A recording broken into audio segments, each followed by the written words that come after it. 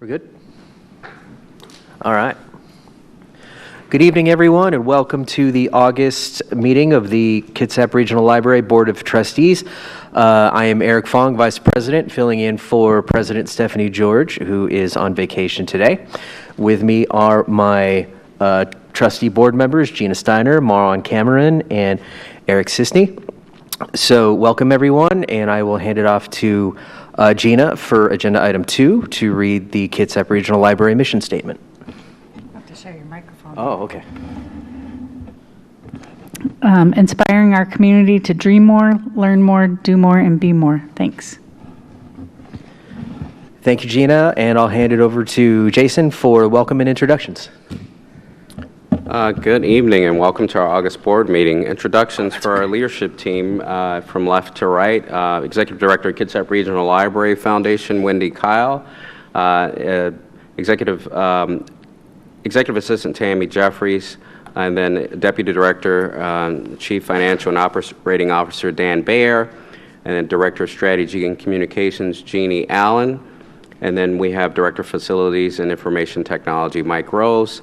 Absent and excused tonight are the Director of Public Services, Deputy Director of Public Services, Shannon Peterson, and Director of Human Resources and DEI, Lucretia Robertson. Thank you. Thank you, Jason. Are there any additions or changes to the agenda tonight? No? Okay. Agenda item 5, public comment. There is no public comment, so we will go to agenda item 6, the consent agenda.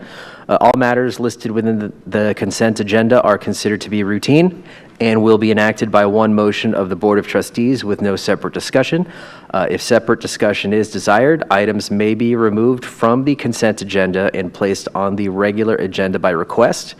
The consent agenda includes the minutes of the July board meeting, payment of the July 2023 bills, and surplus library materials withdrawn from the collection July 2023.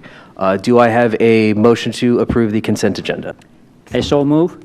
Do we have a second? Second. Discussion? All those in favor? Aye.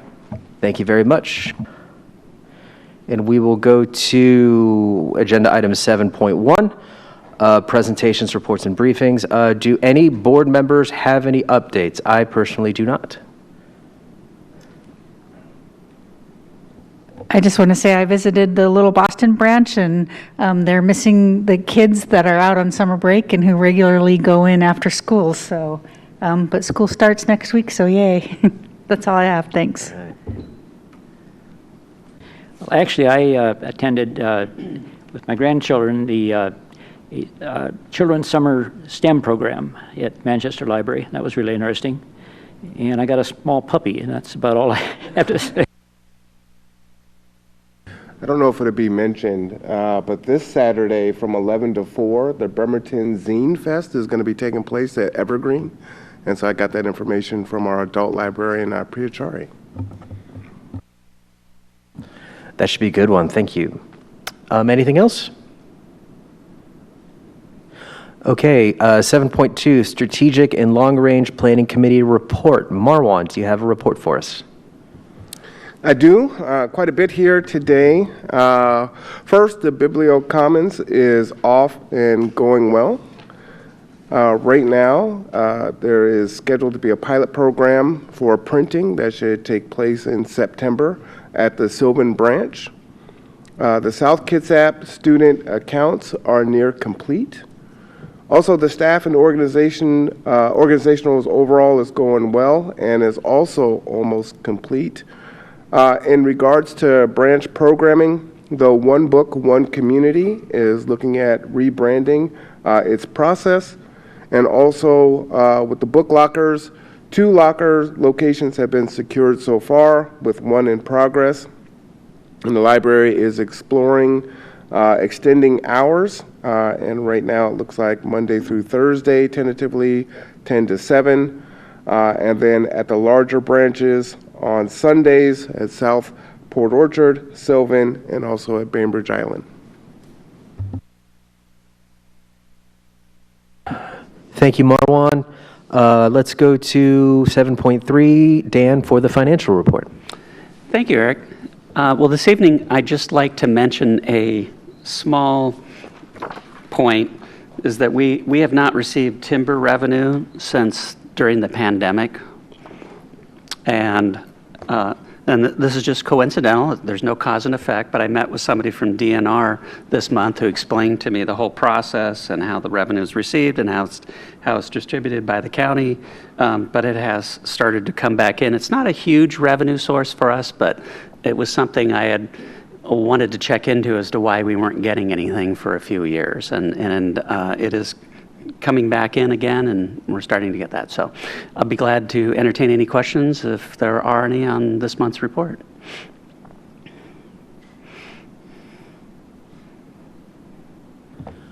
Okay, no questions. Thank you, Dan. Appreciate it. Thank And you, let's Eric. go to 7.4, Library Director's Report. Jason.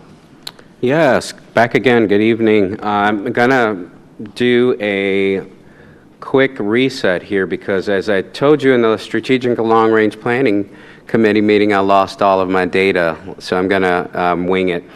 Starting with the last point from Marwan in terms of our process for extending hours. As you know, as part of our levy promise to extend library services into the community with longer evening and Sunday hours, we've been in conversations with our union partners to negotiate the reinstallation of those hours to pre-pandemic hours, and we're currently looking at a later fall opening for those larger branches on Sundays and the extended evening hours for most of our larger locations. So that is in process. We're happy about that. Our union negotiations have gone well and are continuing to go well. And I really want to thank both sides of our proverbial table for coming with an open mind and a willingness to collaborate and to have honest and transparent discussions. July was busy, as was the whole summer, and was slower for HR as we saw a couple of new employees onboarded, one of which is on Dan's team for finance. We saw a couple of positional changes in terms of staff moving to different locations. It's always good to see staff mobility through the organization. It's been a goal of ours to provide staff with more opportunities to move up and around the organization, and that happened in July. We also want to continue to highlight the work of our safety teams. Last month's topic was cybersecurity, all about, of course, digital safety at home and at work. I really do appreciate the work of our safety teams for putting out timely safety topics each month, and this month was no different. They really put a lot of care and feeding into what they do, and those topics are well received by the organization. Employee Star of the Month, I want to highlight that person is Charlie Voice, who's a library assistant at Port Orchard. And so Charlie really does it all. He works with youth. His presence is really appreciated at Port Orchard amongst his peers. He's quickly become an invaluable part of that team. And I know firsthand because I had the opportunity to work with him a few months ago, and one of my embedded staff days is what I'm calling them. I've been aiming to work at each location before the end of the year, and so far I've got a few down. So the opportunity to work with Charlie on the desk and have lunch with him in the break room, attend the staff meeting with him in the morning, and I can vouch that he is an upstanding young man, and he's good at what he does, and he's good with patrons, and that's really the bottom line, is customer service. And our summer learning program has been well received as usual, highlighting the work of all of our teams in putting that particular program on. Staff have continued to show up in the community and support the community with summer learning. I will not embarrass you and poll you and ask who's gotten their 100-hour T-shirts. I see some out here, though, in our audience, so congratulations. Yeah, you want to stand up? Thank you. We've got 100-hour readers out here.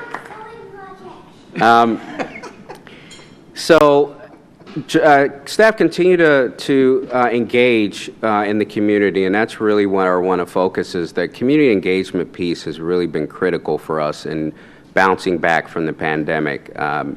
As you know, the pandemic has and I'm even tired of saying the pandemic, but it's dealt all of us, a pretty emotional blow in terms of our psychic and also, just patterns of behavior. And we've seen a, precipitous decline and lots of different things over the years, but circulation is bouncing back.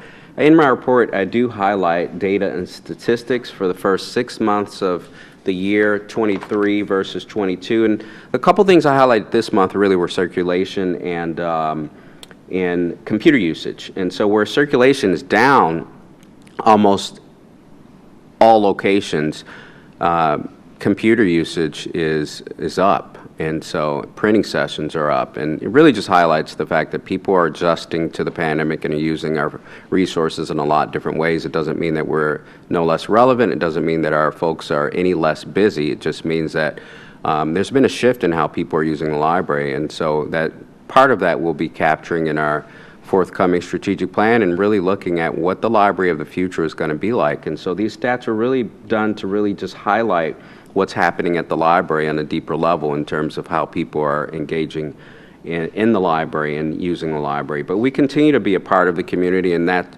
part has really, the part that I want to highlight, how folks have really transitioned into jumping into the community for community engagement. We celebrated Kitsap Pride on Saturday, July 22nd, and our staff were well received there. We had multiple stations of fun and got to see Board Member Marwan Cameron there, and folks got special edition library cards, and that was great. And we continue to be a force in the community.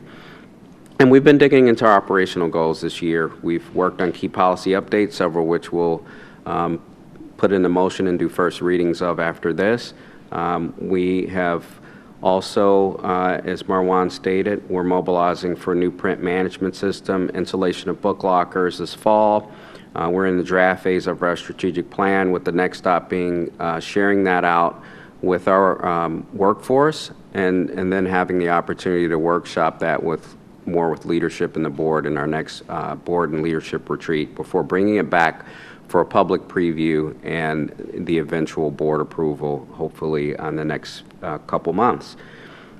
And then lastly, I want to highlight that we are doing work on our downtown Bremerton location. It's been closed since July 15th, and it's been closed because we have had a long overdue HVAC project that's finally underway. So really want to thank our city partners, our partners with the city of Bremerton, our building owners, for managing that project and keeping us well informed. We currently have staff that are scattered about the system at probably every location, while the downtown Bremerton branch is getting that HVAC installation. Mike, did you want to add anything about that project, and the implications of it, how the work is going? Sure. I know I'm putting you on the spot, but No, that's all right. Good evening, board members. The downtown Bremerton location, as Jason indicated, is undergoing what we consider a major renovation and a long overdue installation of HVAC into that facility by the city. As I'm sure you've been aware, during the hottest days of the summer, we've have a policy of closing that building when the heat inside the building becomes intolerable for staff and our patrons. And we have long been in support of the city taking on this effort. We have, as on behalf of KRL and the facilities department, we have for quite a while tried to sort of alleviate that overheating issues in the building. We've had temporary mobile air conditioner units put in there. I think at last count we had 4 separate mobile AC units in the building, which just, if we leave them on overnight, then it sort of keeps the building cooler a little bit longer, but it just can't keep up with the heat load in that building on a hot day. So the city was able to find grant money to go in, and as part of that process, they were able to go in and because the building is, I think, coming up on 100 years old, Marwan, is that right? Or somewhere in that range of 80 to 100 years old or so. The city has gone in and was able to do some asbestos, or some very much needed asbestos abatement in the attic space of that building. fully cleaning that out and abating it. As part of this process, they are also removing the antiquated boiler system and all the old piping associated with that. And we'll be installing a number of air conditioning units within the spaces that were designed for the radiant heating system. So the appearance will not be that different, with the exception of some exposed ducting that will be in place in that building. And then it is also our intention for the library, following that work, we have a contractor ready to go in to actually rewire the building for all of our low voltage data transmission. So we'll be bringing in, taking out all the old category 3 wiring that can't support our high bandwidth functionality, and replacing it with all Cat 6 high bandwidth wiring and sort of consolidating our infrastructure for data in that building. So that's kind of the intent of what we're doing during this closure, and it's going well. It started a little bit later than the city anticipated due to some insurance issues, but the work is ongoing. It has been started, and we hope to see that completing sometime in November. Thank you, Mike. And then lastly, speaking, and that's a lot of change for staff, and staff have endured a lot of change. We recognize that the organization has gone through significant challenges and change since the administration shift, since quite frankly I took over, and that's very necessary sometimes for an organization. So I really want to thank and lift up our staff for enduring what has been a season of change at the library, since I took over in February of 2022. And so in order to thank staff, we will be holding a first of its kind staff appreciation barbecue on Sunday, September 3rd. The intent is to recognize and all of our accomplishments together with our staff and to lift them up. And this is sponsored by the foundation, and so the foundation is paying for a barbecue, and leadership will be required to throw on some aprons and work some grills and set up and break down, and all that staff have to do is bring their friends and family, and of course the Board of Trustees is invited to come out and celebrate as well. That'll be at Sylvan Way. And so the whole idea is just to keep morale going and to let staff know that we're all together in solidarity and we want to support them. And no time is ideal, but this seems like a best time that we can do it before eventually extending hours, and it provides a day where all libraries are closed and staff can come out. So we look forward to seeing any board members who can come out, and all of our staff and their family and friends who have already RSVP'd. That is my report for this evening. Any questions? Comments? Thank you for the update, Jason. Glad to see that the staff is getting some appreciation, so that's wonderful to hear, and looking forward to seeing the downtown Bremerton improvements as well. That'll be exciting. And also, I need to reach out to Charlie at Port Orchard, because I've been looking to learn how to play some D&D, so could use some of his help. Did anybody else have any questions or comments for Jason? No. Okay, thank you, Jason. We'll go on to agenda item 10.1, video security library policy first reading. So we've got a few policy items, some that we'll be reading through for the first time, some that we'll be voting on, but let's start with 10.1, and I'll pass it back to Jason to give an intro on this policy. All right, thanks, Eric. So this is a first reading again. The policy has been up on board docs for viewing. The intent really with this policy is to provide a policy on how cameras are utilized in and around library spaces, with the intent to protect people and assets and to monitor weather conditions. And so the policy's already undergone a legal review from our library legal team, and so I want to turn it over to Mike to talk a little bit more about this policy. Mike? All right, thank you, Jason. Good evening, board members, once again. The item before you this evening for introduction and first review is a video surveillance policy, which this is a new policy. It has not been in existence previously, so we're not updating anything here. For several years, several of our facilities have had cameras in place. Those cameras have been installed at various times by various individuals for various purposes upon request of various individuals. So there has really been no consistency in the management or use or guidance around the cameras that have been in place. Because Jason and I are both strong proponents of the use of cameras for various purposes, including asset protection of our facilities and our resources, as well as the safety of our staff and patrons in our buildings. We have sought to expand the use of cameras in and around our buildings, and have done so cautiously. But as we seek to increase those over time and in new locations, it continues to come up that we have been doing this without a written policy, and that really the first step before we expand that any further is to put a written policy in place.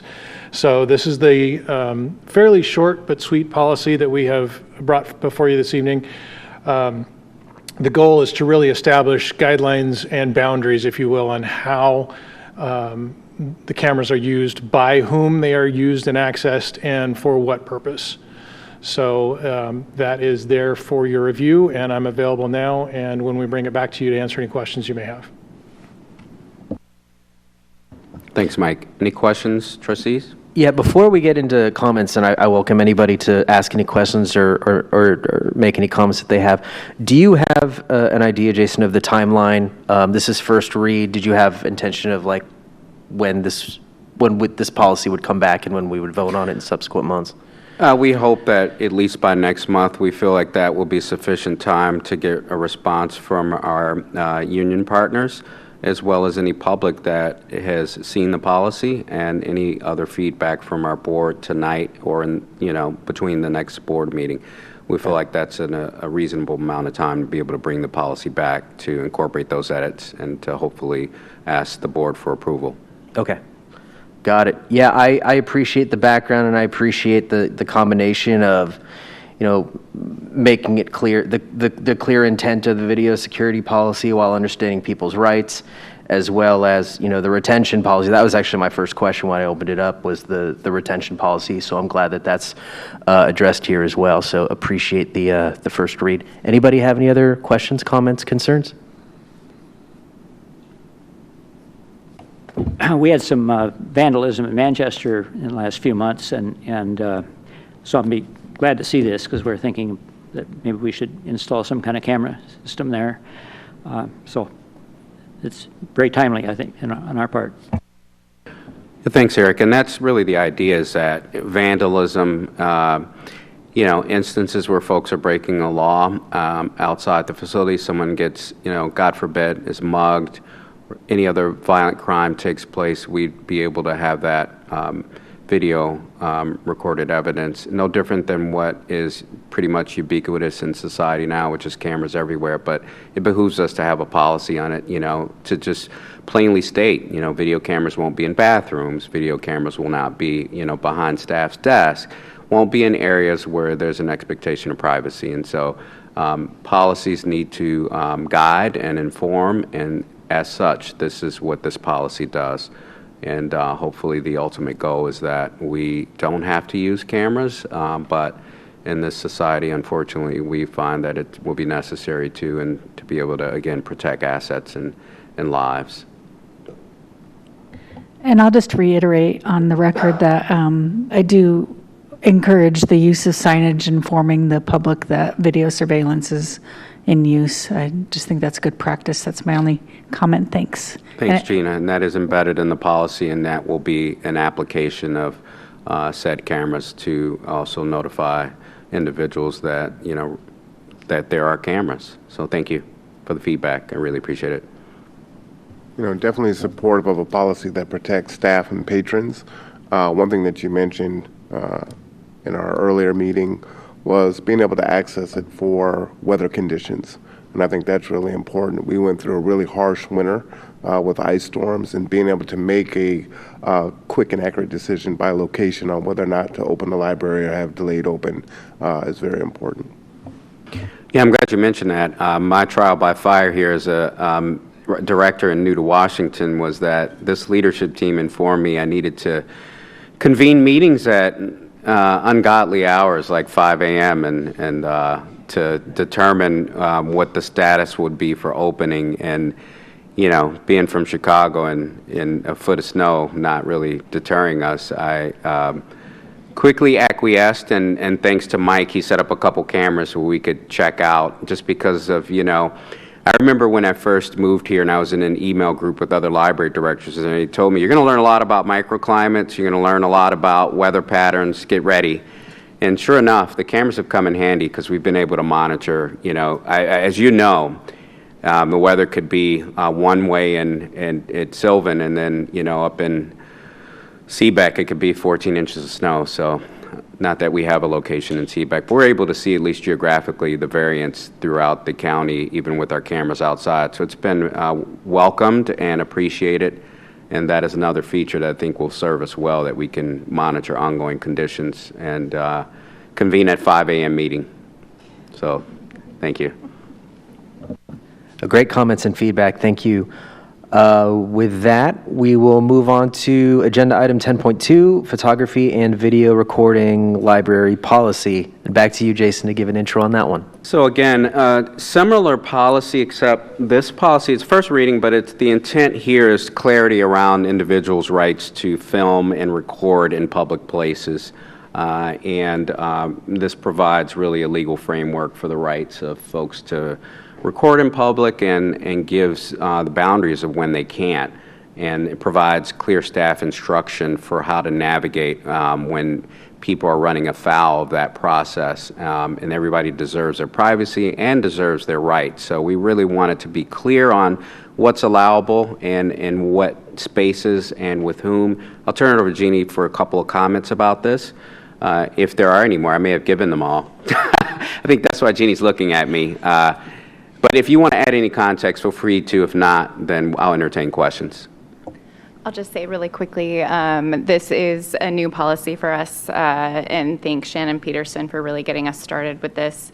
As Jason said, this really balances our need to kind of communicate the rights of our patrons to come in and take videos and photographs in our buildings.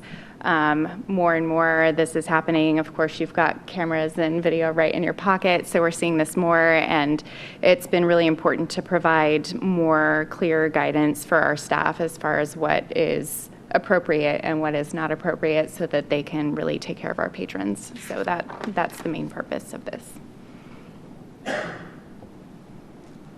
Thank you, Jeannie. And that's really it for that. Are there any questions about this particular policy?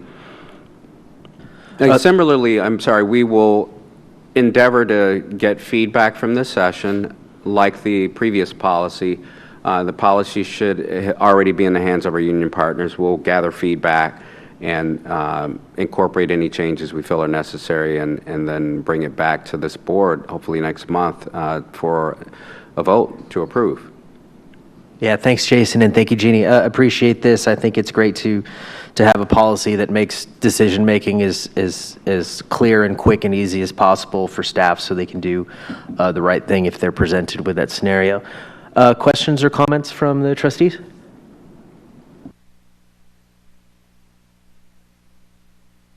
No? Okay. Thank you. And we will move on to agenda item 10.3. There will be a vote on this for the fee library policy. Jason? All right. So this policy we will ask the board to vote on because it is a revision of a previous policy. So the library, as you know, does not collect fines anymore. We have gone fine-free. Yay.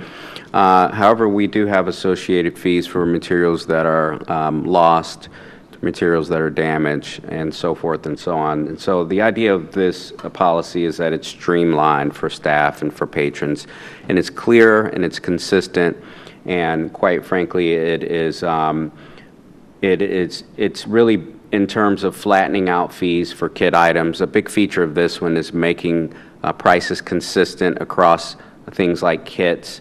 There's printing charges that will be associated with these particular fees that will happen once we install our new print management system. And then we will eventually be charging for those prints, but no more than, it'll be, patrons will be able to get $10 in free prints per week. And then each kit item will not exceed $100 for total replacement fees. And so the whole idea for this is, again, better internal and external customer service for creating, and again, I want to thank Shannon Peterson, Deputy Director Shannon Peterson, her managers, and all of the team that really worked through this particular fee policy. I will ask Jeannie, did you have anything, is there anything you think I left out with regard to this particular policy? Sure. If we're talking about the policy specifically, one of the biggest changes that you'll see is that it's got a lot more detail as far as expectations for patrons. We took what was once in the procedures and we moved it into the policy just to provide a little bit more transparency and clarity. So. Thank you, Jeannie. Great. And on that note, just to clarify, 10.3 fee library policy, 10.4 resolution for revised fee schedule. Those are two separate votes? Correct. Okay, just making sure, because Jason, you did speak to the to some of the amounts that I think were part of 10.4. So I just want to make sure we're talking first about the fee library policy first. Correct. Which is in the attachment. Okay, great. Yeah, so the fee library policy update provides clarity and is more than fair. Does anybody have any questions, comments about the fee library policy?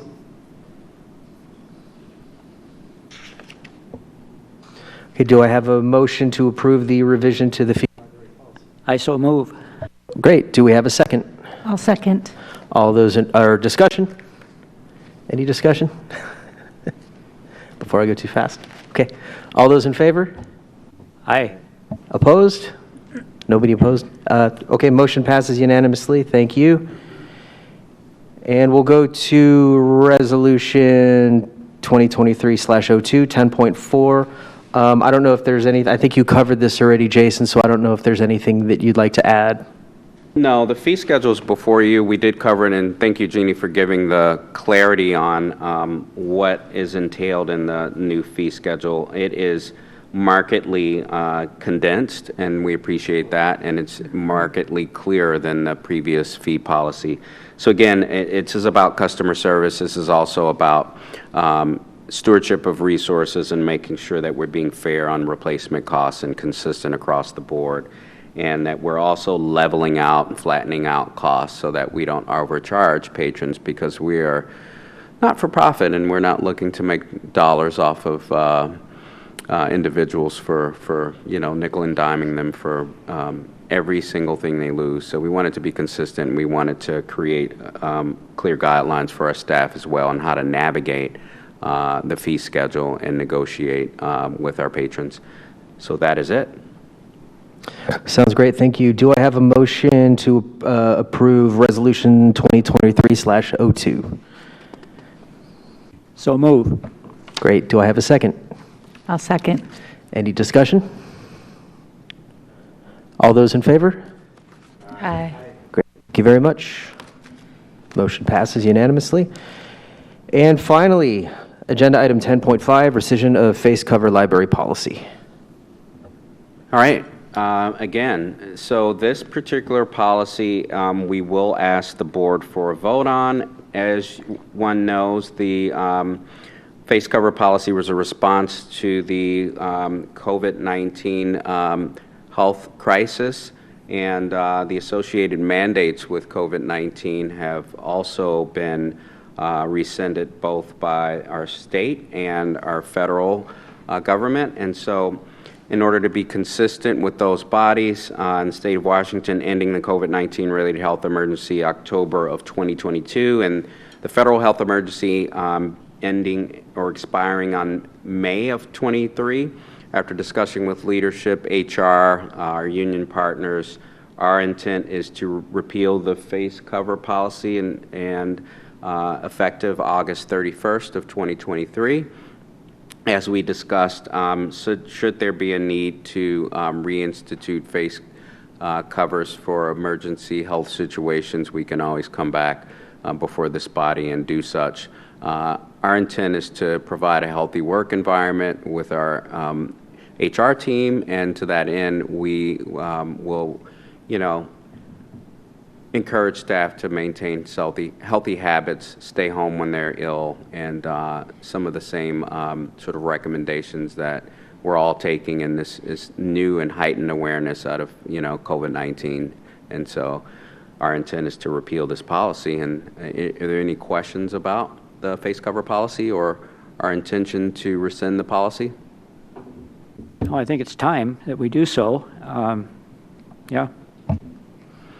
Yeah, I just want to add, too, that we want our staff to feel safe, and to that end, we are committed to providing face coverings for staff through the end of the year. And again, our intent is to provide a healthy environment for staff. And again, we will always monitor situations and conditions, and as such, we will reevaluate when the time comes. But for now, we feel that we need to be consistent with what our federal and local governments are doing. That's it. Thank you, Jason. Is there a motion to approve the rescission of the face cover policy?